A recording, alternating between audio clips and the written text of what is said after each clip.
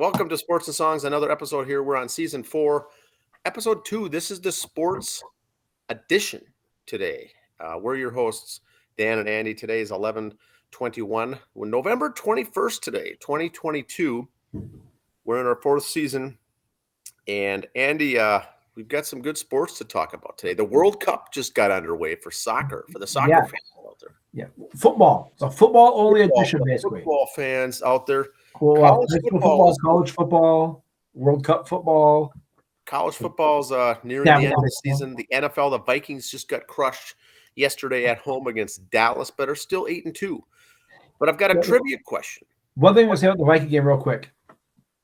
I heard an interview this morning on the news. First of all, not a big Viking fan, not a big Justin Jefferson fan, but I appreciate when they're honest, right? Yeah. Justin Jefferson said this morning, he goes, "We got our ass kicked, pardon my language." So that's what he said. I like those quotes. When the players can up and admit it, that just wasn't their game. Yeah. They got their teeth kicked in, got their lunch money stolen, whatever. When they up and admit it, I really respect the team and the players when they do that. When you up and just say, don't go, "Oh, wasn't our day," and leave it at that. No, when you get throttled and get destroyed and you admit that we got destroyed, you get my respect a little bit for a couple of weeks. Yeah, I like that. It is what it is. They did get beat. They were 8-1. Now they're 8-2, which is still the second best team in football. Now they've got a 4-game lead over the second place teams in the NFC North. So this wasn't a bad negative thing. We just hope it doesn't have to, carry over there. They'll still be into the postseason, into the playoffs, and they should win the NFC North division. But boy, very interesting. Yeah, they're 1 game behind Philadelphia for that overall number 1 record, but Philadelphia beats them head to head, so they're kind of almost 2 games behind. Yeah. Yep. And so, they got beat by Philly early in the season on Monday night in front of a national audience. They played Dallas and got beat in front of a national audience yesterday afternoon. So it's interesting, but they're 8-2. It is what it is. Yep. They all have those step backs. Yep. So the trivia question. I got a trivia question relating to NFL football. I did some looking at the standings, Andy. Every team in the AFC East has a positive point differential. Points for versus points against. Oh, okay. And usually there's half above that and half beneath it. But every single team, number 1, has a winning record in the AFC East. Every team is above 500. And their points versus and points for and points against result in a net points of everyone having a positive number, meaning they've scored more points offensively than they've given up. Okay. Now there's one division in pro football right now, one division where every team in that division has a negative point differential. Ooh. Every team up and down, and there's 4 teams in all the divisions. Mm-hmm. One of them doesn't have a single team that has more points for than a points against. What is that division? We'll get to it at the end of the show. All right. I'm ready to do my spiel. If you want to put my other screen on there, sir, and get rid of our mugs for a little bit there. No one needs to see us. Yes. Here we go. This is our little logo. Look for that on the icons on the social media. That's us right there. 50 years of Minnesota State High School League State Tournament football, Dan. Wow. This is number 50. So here's our matchups for the 7 games in the Prep Bowl. 9-man, Mountain Iron against Spring Grove will be playing the 10:03 a.m. game on the 3rd. Okay. These times are all tentative, of course. Class A, Springfield and Minneota on the 2nd. Friday, Saturday games. 2A, Barnesville and Chatfield. There's your championship matchup there. The Dilworth and New London Spicer. The only reason I'm going to take a few seconds on this one is we were at the Mary Lutheran New London game. Very good game there.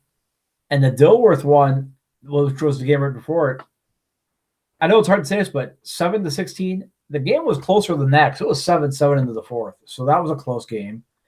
The Mary Lutheran New London game was close. So two teams that earned their wins. Let's just put it that way. Yes. 4A, Sibley and Hutchinson. As close as we got to a local team here right now, Hutchinson. Elk River and Mankato West for the 5A.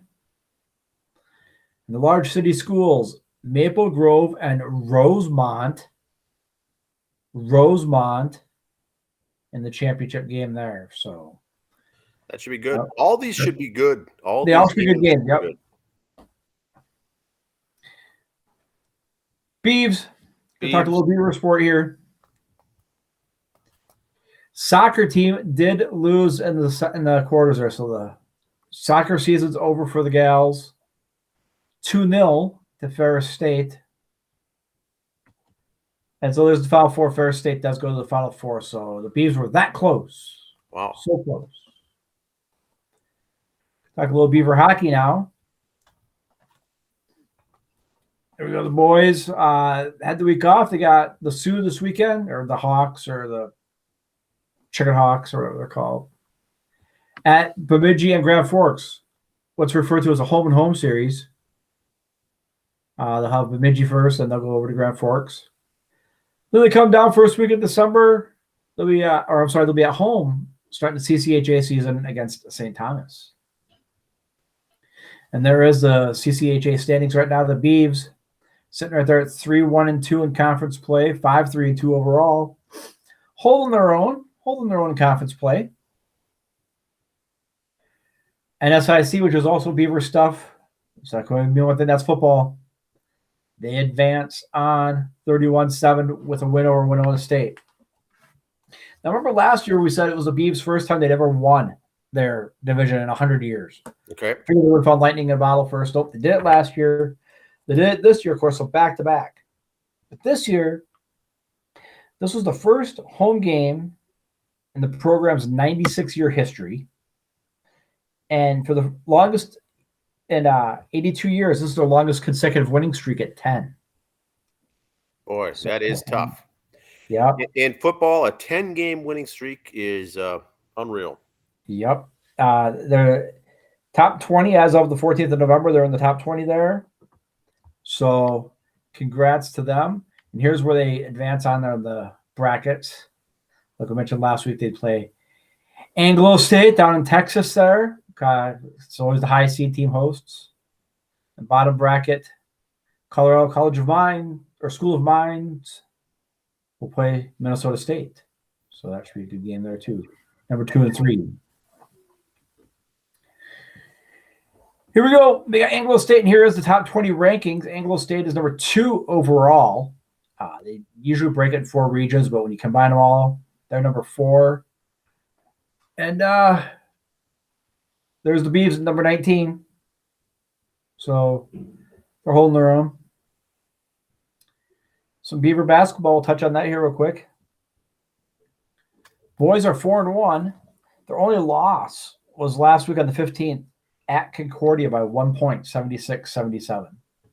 So they're 4-1. There's their next 3 games. They're coming up. Boys are looking strong this year so far. Hopefully it keeps up. The gals, 2-0. Yeah, Crookston on Tuesday. Then they go to they got little tournaments, Thanksgiving tournaments still being over in Washington. 2-0 for the gals right now, so it's good news for them. See if they can keep it going. Missouri Valley, they can only mean one thing, and that's Bison football. Bison did beat North Dakota 42-21.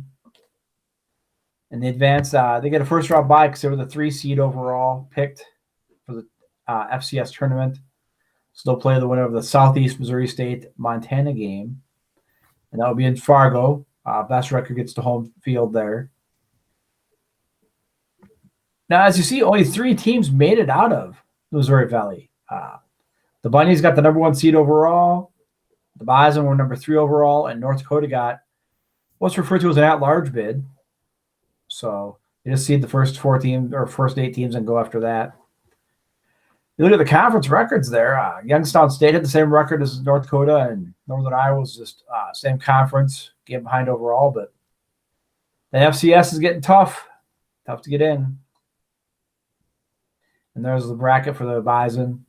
They'll play the winner of the Montana Southeast Missouri State, and they'll go on from there. If things go right, the Bison could play the Jackrabbits in the championship game for the FCS title. That's the way the brackets are lined up. Okay. And North Dakota's in the other bracket. They'd play South Dakota State in the semis. So could be very well the Final Four could have 3 Missouri Valley teams in it. Okay. If the chips fall properly. Summit League, which is, Bison basketball.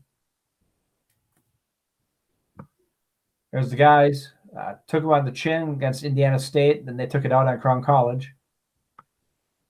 Then they got the next 3 are at Lobo, the Lobo Classic in New Mexico. The men are 1-4 right now. The game against Crown was their first win of the year. There's the gals, 3-0. Yep, you're reading that right. Wow. Thursday night, they beat the Gophers 71-65 up in Fargo. So, Gophs did have their best player, but you know what? I don't want excuses. I want wins, as a good coach would say. Yep. So the gals are 3-0. They got Northern Colorado coming up on Tuesday. Then they go to the Nugget Classic. The Nugget is in Nevada. The Nevada Wolfpack Gals team will be hosting that one. The Nugget Classic there. And that leads us to Gophers. Golden Gophers. Rah, rah, rah, rah, rah. Took it on the chin against the Hawkeyes there. Hawkeyes had an early 10-0 lead and had the field goal at the end. Got Wisconsin coming up. Now, before we get to other stuff here, I found there's 5 different trophies the Gophers play for. Okay. In Big Ten football. Floyd of Rosedale, who of course went back to Iowa here, or has been in Iowa and stayed there. Michigan, they got the Little Brown Jug, which Michigan has. Nebraska, it's a fundraiser game. It's called 5 Bits of Broken Chair. Something they've started recently with that one. Penn State has the Governor's Victory Bell, which Penn State has. And Paul Bunyan's Axe, which we haven't got to Wisconsin this weekend. And this is the one few thing the Gophers still have, is Paul Bunyan's Axe. We won that last time. Okay. But you got some info on the Gopher game, sir? Yeah, the Gophers this weekend play Wisconsin, the Badgers, and that is the most played college football game at the D1 level in the nation's history. It's no other teams have played each other as many times as the Badgers and Minnesota Golden Gophers. So that's the number one rivalry, and this is basically a rivalry weekend because also on this coming Saturday is Oregon State versus Oregon, the Ducks against the Beavers. And they are I think they're in 3rd place for the most times they have played one another college that goes way back. These go back 60, 70, or 130 games, I think a lot of these guys have matched up for. That's how high they are. To even make the list, I think you have to play each other more than 120 times. That's even before Coach Mike's time. Yes, that's old school stuff. So this weekend, that's a very meaningful game there with the Badgers, and they're playing for, the Axe, and we'll see how that goes. That should be good. Now, Mo Ibrahim, the running back, was named Big Ten Player of the Week with his outstanding yards, rushing, and whatnot. Even though they lost, he is still a man to be reckoned with. So 263 yards. Yeah, he'll be playing Sundays, like we said, next year. Oh, yes. Kind of excited to see how high he goes, though. If he'll be a top 10 pick, first round pick, who knows? They don't say too much. The Heisman Trophy is basically a quarterback's award now.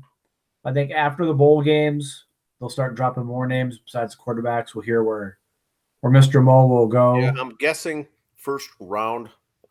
Yep. So I think it's a safe bet. I don't know where in the first round, but that'll be fun. Fun to see here. All right, here we go. Go for hockey. Swept Michigan, who's number 3, so that can only help us in the standings there. And the Big Ten that did well for us. And they go to Arizona State for Thanksgiving. What a great place to spend Thanksgiving. There's the Big Ten standings. Yes, there's 7 schools, and Notre Dame's one of them, but Big Ten nonetheless. Still second place behind that pesky Penn State, but there's the Gophers. Michigan State, Michigan, Ohio State, Notre Dame, and the Badgers in last place. Wow. I just like saying that. The Badgers in last place. Okay. The Gals had a tie with Wisconsin, but won the shootout on Saturday, and the other game, they lost straight out to Wisconsin. So that's going to hurt them in the rankings there, but still tight games. And good games, too. They're always fun to watch. And their next 2 coming up, they got Penn State and Boston University Yale's a little tournament they got out there on the East Coast. So we'll see how that goes for Saturday's matchups and who they play. And here's the standings for the WCHA. Ohio State, the Gophers, Scotty, Minnesota State, Minnesota Duluth, St. Cloud State, the Beavs, and the Tommies. A few Major League Baseball notes here. The Hall of Fame ballot came out today. Here we are, the ballot. Something we'll save for our roundtable discussion coming up end of January, early February. The players in blue are your first timers on the ballot. Some names you kind of forgot about. It's like, oh, wow, that's right. And if it's a guy, you got to go, oh, yeah, that's right. I wouldn't consider him for the Hall of Fame. But you kind of go, man, it's been that long already. That'd be like the J.J. Hardys of the world, Jacob Ellsbury. Yeah, you're not getting a vote. I could vote for 15 guys on this list. You're still not getting a vote. I see 3, maybe 4 guys I'd give votes to on this list right now without really refreshing myself on the stats. A-Rod would get my vote. Yes, he was a druggie, but A-Rod gets my vote. Andrew Jones would. Try not to be a homer on some of these guys because they had Mets uniforms, but Billy Wagner and Sheffield would kind of get votes for me right now. Burley, I'd have to refresh myself on his numbers. Jeff Kent, I'd have to refresh myself on the numbers. Beltran, like I said, maybe Beltran too, I think. That's an early homework assignment, back burner homework. Look up these names, check them. Watch our social media coming up. In about a month or so, around between the championship and Super Bowl game for football, Sports and Songs is going to hold its first annual baseball roundtable discussion, hot stove, and this will be one of our topics on there. Yeah, I think looking at it, Alex Rodriguez, Manny Ramirez, and Gary Sheffield probably would be the 3 that I would guess if we had a fantasy draft here. Right, yeah. Without taking a few days or a few minutes to refresh yourself with some stats, going, oh yeah, I forgot he did that well. Yeah, not a lot of the other guys I bother with, but they're on there. The Twins. Now I use this logo when I talk about the Twins because in '87 when they came out this was really one of my favorite logos they've ever had. Until this disaster of logos. I'm sorry. The M, it looks like the Marlins hat. Yes. The TC, they didn't really change much. Just kind of took the point off the T. The road jerseys, the Minnesota Blues. I guess that's okay. I could live with that. The pinstripes, the grays, I could live with that. I kind of like the Twin Cities one. I guess that's all right. But that red Twins bold looks just, oh wow, bad. I'm sorry, that one looks bad. But when you say you're going to make changes and you hardly really changed anything, I guess that's what kind of bothers me. At least change the numbering font or something, but you just kind of made it look – the red Twins looks just really bad, I think. I kind of am digging the Twin Cities one because I know like the hockey team, they put Minneapolis St. Paul on their old retro uniforms, or the Timberwolves wore Minneapolis Lakers stuff. You never see Twin Cities, so that's kind of cool. Yeah, it's the one on Twitter. On Twitter, the most love that I've seen on this was for that Twin Cities jersey. Lots of folks were digging on that. They liked that. We have to remember, too, that this year I think the Nike City Connect jerseys are going to be done for the Twins as well. God, I hope not. I believe that they're up for this year as well. So we have all these.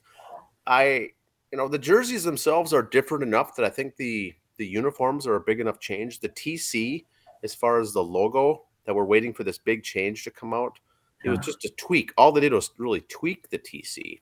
The T, they just cut the points off at the top. That's all they did. Now the M's I don't like. I guess I can grow to maybe like it. I don't know. I was so in love with those last version Twins uniforms we had, the white with the gold. And now we don't see, none of these have any powder blue. Yep. Here's our jersey script for the Twins over the years. You see the logo for the Twins logo is the state with Minnie and Paul shaking hands, and then 87 now that's changing our logo, and I thought was kind of cool. The Twins, the little, instead of the swipe of the S, it kind of had a little line, and I thought that was neat. They brought the pinstrips back in 87. I thought that was really kind of cool. They kind of changed it a little bit font-wise in 2010. Then 5 years later, they changed the font again, which I thought was stupid looking. I really haven't liked those. And now I don't know really what the hell they're doing with the writing of the Twins. I don't know. But see, there's the media guy for 2017. Those were the unis I loved. The M on the hats, the pinstripes for the roads, and their home. You had two uniforms, your road and your home, done. You didn't have your special Sunday black or red. You didn't have your alternate second uniform for a doubleheader uniform. You had two unis done. Back when, Yeah, now we got the Mother's Day uniforms, the Father's Day, the St. Patrick's Day. Yep. Breast Christmas cancer in July. awareness. I mean, it's too much. But once again, people buy them, and money's driving all of this. Yep. And people are collecting jerseys, and now you just have more to collect. So I can see the point of it, but I don't know. And I just got one more thing. Okay, yes. My new feature, one more thing. I told Dan I had this, but I didn't tell him what it was because I want to see if he caught it. They at the big glass house this weekend, the big greenhouse, the Viking Stadium, they always put things up about the troops. Oh, support the troops. Da da da da da. So they had this one up. Skull salute, it says. And Kyle sends one in and says, Vikings, this is my cousin Joel. He served in the Army. He has always been an inspiration and someone I look up to for his heroism. He is also a huge in capital letters, Vikes fan. # skull salute. They put that up on the Jumbotron at the Vikings game. Let me tell you a little bit about Joel. The Soldier was actually an adult film after Johnny Sins. Photos of him as a fireman, soldier, police officer, and other occupations are used for memes to try to fool people. Can't make it up. Wow. I did not know that. I did not know that. And when I first saw it, I saw a couple of people. Shout out to McCullough. Shout out to Kobe for putting that up. I saw it and I knew something was wrong with that picture. So I gave him the likes because, the son-in-law and his buddy. I had to give him likes or they'll beat me up. But I knew there was something wrong with the picture. It's like, that doesn't look like a very military picture. I'll show it again. Doesn't look very a real military picture of a soldier where they're standing in their house like that. It's like there's something up with that. I thought, God, it's a take from a movie. Is it a comedy movie and I'm missing it? Or there's something wrong. And upon further review.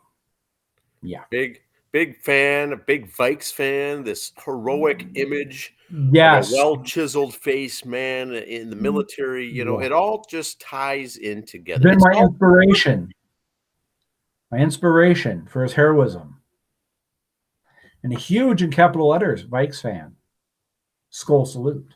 Yeah, it's a very scripted thing. Once again, it is a media has come together for this. And it's the feel-good moments out there. Yeah, it's too much. Now, because this is in the month of November, the NFL has dedicated, I don't know how many years they've gone back to do this, but it's a salute to service in the month of November for all games. They've got the media, the end zone, there's writing on the field, there's posters, there's a whole theme in the month of November. Coaches wear the green hoodies or green hoodie sweatshirts instead. Yes, yep. it's all to that. I'm not, just my opinion, I'm not a fan. We don't need to bring that into the NFL. But the month of October is breast cancer awareness. Everyone's wearing pink. Their breast cancer awareness. Also, fine. Is it a good support, a good thing to do? Sure, it's fine. Does the NFL need a month to do it? No. Take away all of these things and keep it consistent. But once again, money sells. So if they want to buy out the right to hold and host an entire month for things like that, and once again, new jerseys and new armband, wristbands, the same as baseball. You wear the pink bats. I get it. You sign it, you sell it, money goes to charity. Yeah. Yes, it's just too much. But when you get these things like this, where now you get a fake item that shows now on the jumbotron on a national. These trolls are going to be out there fishing all over the place. Yeah, there's a lot of orchestrated events here. This is a manipulated thing for the media. Now let me counteract you on that, or counter propose to you. Okay, so say for November, instead of every week everybody salute the soldiers, if they just did special hats or uniforms on just the 4 Monday night games, would you be okay with that then? Because that's the national televised game. Everyone's going to see it. Let's do our special uniforms and helmets on the Monday night football game. Yeah, that's even fine. That'd be okay. It's kind of limited. Right now, it's every single home field, home game in the month of November, regardless of when it is. That's what they have, the salute to service. And so it owns the entire month. Monday nights, fine. I think that's fine. Maybe Thursdays. I didn't mind when they tried doing the color rush on Thursday night games just to try something new. People didn't like it. There was some banter about, next day at the water cooler, the sports fans would talk about it, whether they liked it or not. I like those kinds of gimmicks because it's still a gimmick, but the entire month is too much. Like Mother's Day for the bats, for pink bats for breast cancer, it's just that Sunday. That's fine. Not every game in October. Yes. I don't mind. Just Mother's Day, that's cool. So we did just Thursdays. That's the difference. Thursdays, hopefully you get a different team every week anyway, so you kind of get over half the league covered anyway. So yes, that's what I got, sir. That's my little spiel for the week. I like it. And what's it called again? Your spiel? Yeah, that was called. Whoops! Let me get back that screen. Hold on. I just was thinking. Columbo, the old Columbo TV show. That's where I got the inspiration from. Just one more thing. Love it. So I've got midweeks. I'm going to start my Mets midweek show. I will not have one this week. We leave tomorrow to go out of town. For the off season, I'll probably do it like every other week. I'll do more Mets stuff based there. And then when baseball season starts, of course, it'll be weekly Mets midweek show. Plus, I'll dabble a little Mets on this show too. Now, we've got the Vikings. We talked about the Vikings. We'll get to the trivia answer at the end. But they lost the game. Gophers, once again, got beat. They're still sitting there at, 7-5. They're bowl eligible, but nothing big will come out of it. Now, here's what I've got. We've got World Cup going on. World Cup. Football. World Cup football. This is soccer with the football twist here. And a lot of people are interested in it. A lot of people don't know much about it. It's going on. It's all over the news. It's all over the TV. It's all over the sports. But I just did a quick little summary in elementary 101 class, Andy. Yes. For this. So what we've got is these nations put together their men's soccer team for the World Cup. 32 teams come to this tournament. 32 teams. 32 nations. And what they'll do is they're dropped into 8 pools, 8 buckets of 4 teams each. And they play their first round pool games. These pool games go on for 13 days. 13 days. You're only playing 4 or 5, I think 5 games, 5 matches. But everyone plays the 5 matches, and you get your points, your wins, losses, your ties. And of those, the top 2 teams or nations then advance to the actual tournament of 16. The tournament is 16. You have to make the tournament of 16. So of your pool, there's 4 teams in a pool. You'll play your games. The top 2 will advance to the tournament. Bottom 2 go home. So you go from 32 teams now down to 16. 32 down to 16. Cuts it in half. And then it's single elimination bracket that's set up. Okay. And that goes for, let's see my notes here, 15 days. Oh, wow. So 13 days is just everyone playing each other in this, which has already started. You know, the other day they started the U.S. the men's team had a draw today with with Wales. They're going to be going on staggered times. I think it's 9 a.m. Is it 9 or is it 10, 1, 4, and 7 p.m. our times here? Yeah, Fox 4 games are going on. Have to have games on there. Pool play are staggered. There's never games overlapping, no matches are overlapping. They start early, they go through and they play, and they just do their best. The best win-loss record advances to the tournament. The tournament then is a single elimination tournament that goes for those 15 days. So in total, it's a 28-day event that this is all going on for. So you'll hear about it for 28 days, basically a month of soccer, football, if you will. And those teams will advance. And as you lose out, then once the tournament begins, single elimination, you lose, you go home. And so that's what's going to be going on. You'll be hearing a lot of this in the news in the upcoming. But the tournament itself, then I think it starts, let's see, December 3rd. December 3rd is when the actual tournament. So all the way through the rest of November, Thanksgiving, the first part of December, they'll be playing these matches to get those matches out of the way with the round of 32. December 3rd, they'll start then with the final 16. And after that, it dwindles down. Should be fun to watch. Now, that's World Cup.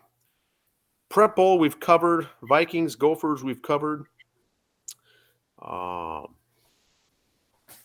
And I think with Major League Baseball, you know, the teams are down to their 40-man roster now. The next thing coming up is the Rule 5 draft at the beginning of December.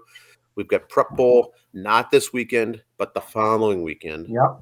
Thanksgiving football games are going on in the NFL. 3, of course. Vikings are the late game against the Patriots at home. That's why they pushed back the Prep Bowl games for the subsequent weekend. So they'll be playing first time ever the state of Minnesota football games in December for the high school level. High school football indoors, but it's, as far as I know, it's never been done. So that'll be fun. But we'll start following now. Girls basketball is in full practice for the winter season. Boys basketball started, I believe, today. Wrestling is going to be kicking off. Hockey. The winter sports are going to be in full swing. Yep. You're going to find out, like I said, this week I won't have my special episode for the Mets because, again, traveling and just off-season is being every other week thing. The postseason awards have been getting handed out. We'll cover that in our roundtable thing coming up end of January there.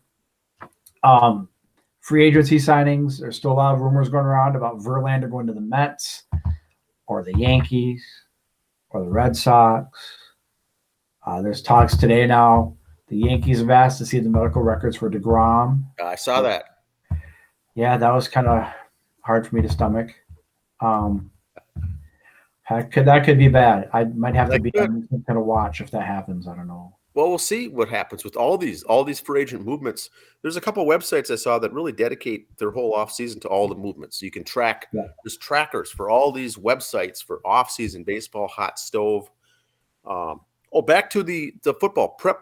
The Prep Boulders. The final games are in 2 weeks.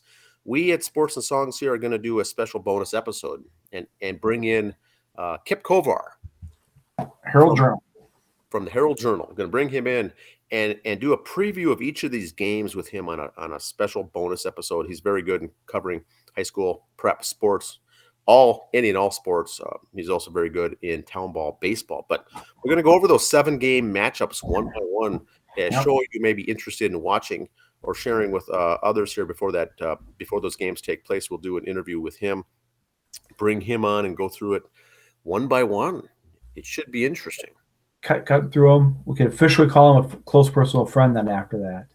Yes, it'll be the first time we've ever had him on. So we're looking forward to that here on the show.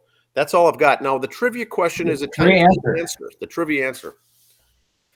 In the NFL, right now, currently, as of today, has no impact on the Monday night game that's going on right now, but the AFC East is the only team in the league that has every team in that division with a positive point differential for each of those teams. Points scored, versus points given up. They're all positive. But there's one division where all the teams are negative. What's that one division? Do you have an answer? NFC South. NFC South, no. Good, close, good one, because those guys are all losing records as well. well. 500, I figured they might be close there, yeah. Tampa, Carolina. The answer is the NFC North. With the purple. With the purple. Now get this. Every team has a losing record except the Vikings. The Vikings are 8-2. And they all have negative point differentials as of this point. But the Vikings with an 8-2 record have a negative point differential of 3 points, causing the entire division to be negative. Very rare, especially when you have the second best team in the NFL. But you look at their numbers. Games, losing by blowouts, their overall net through 10 games is a negative. They have been outscored. That 7-game winning streak was all one-score games. All one score. And I'm not saying that's good or bad. Right. But you would think with all the teams, you'd think there'd be a bunch of teams at 3-7, 4-6, 5-5 in the mix. Yeah.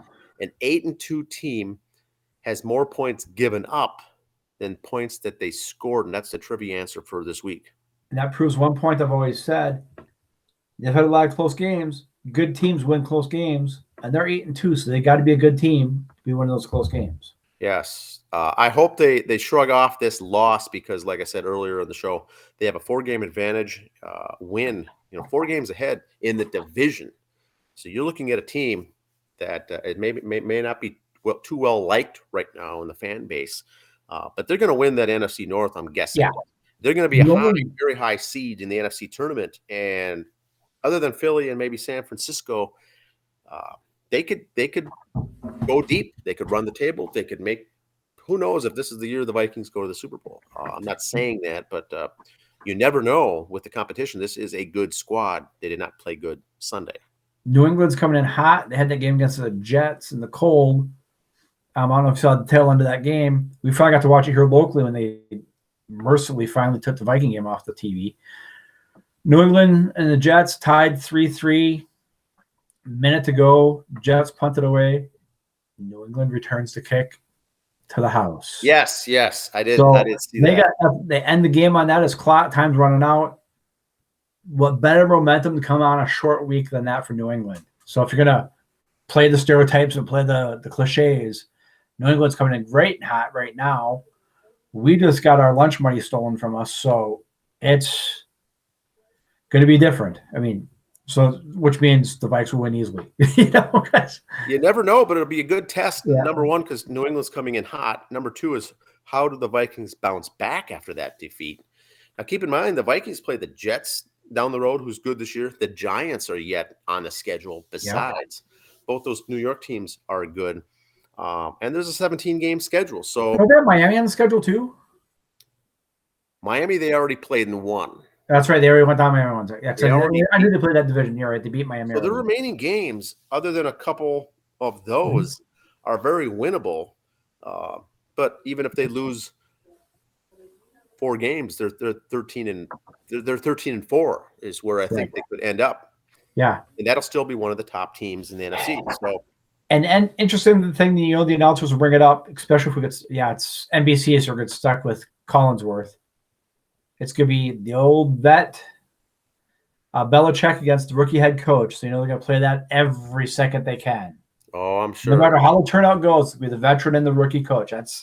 That's who they're going to play because New England doesn't really have a stud cornerback that could say it's him against Jefferson or it's Cousins against the great star quarterback on their team. There's no real New England's a team with stars there to make player against player. Coaching. So it's going to be the coaches they're going to pick on him and pull out. And Belichick, he's just I don't know how he walks with that horseshoe up his ass. I don't know. Because there was a stat I saw a while ago. What was it?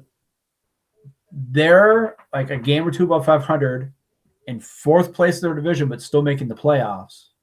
Yet Tom Brady and Tampa are below 500, but in 1st place in their division. So who's the lucky one? The guy who's still 500 and last, but makes the playoffs, or the guy who's below 500 but 1st place? They're both, Well, once we get out of the Thanksgiving games and close the books on November here, December always gets to be good in the NFL because you're down against you're coming up against the end of the season, and then it's all playoffs in January. The Super Bowl's in February this year. It has been the last couple of years. So December will be fun football, but it'll be interesting to see what shakes out here in the balance of November. All depends on where Odell Beckham Jr. signs. Does he go to the Cowboys like he's saying? OBJ, as we call him. Not saying he's the difference maker for anybody else, but a team like the Cowboys, he could be that nice icing on the cake. He could be a nice icing on the cake to Philadelphia. He could be a nice add to Miami. Any of those teams are 1, 2, 3. He'd be a nice fit in there somewhere. Could he fit in here? The only reason I'd say him here is if, God forbid, Thursday, Thielen or Jefferson come up hurt. If not, we just don't have enough footballs for 3 guys. So unless one of those 2 came down with a nagging injury, not here. Everywhere else, unless there's 2-star running back receivers, who knows? Now, who's our new tight end for the Vikings? TJ? Yeah, the guy who everyone said, he dropped the touchdown pass. You know what? That wouldn't have mattered in the whole scheme of things. Yeah. Now, he's doing well. An interesting trivia question. He's played the Dallas Cowboys twice already this year. Yes, because we got him in a trade. That's played with Detroit, got traded to Minnesota, played Dallas again. He's played them twice in one season.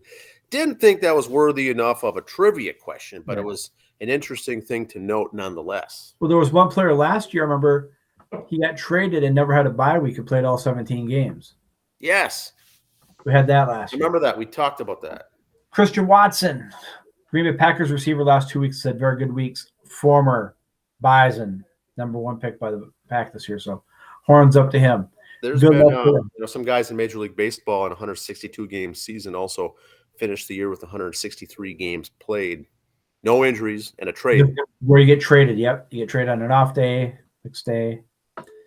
Hot and Stove League is hot. College playoffs are underway for the FCS in Division 2 and 3. Will that fit into the pro schedule? Maybe we'll have Jeremy Quass on. Maybe when bowl season starts, ask him his opinion on that. Oh, yes. So, all right. Sounds good, everyone. We'll see you next time. See ya. Bye.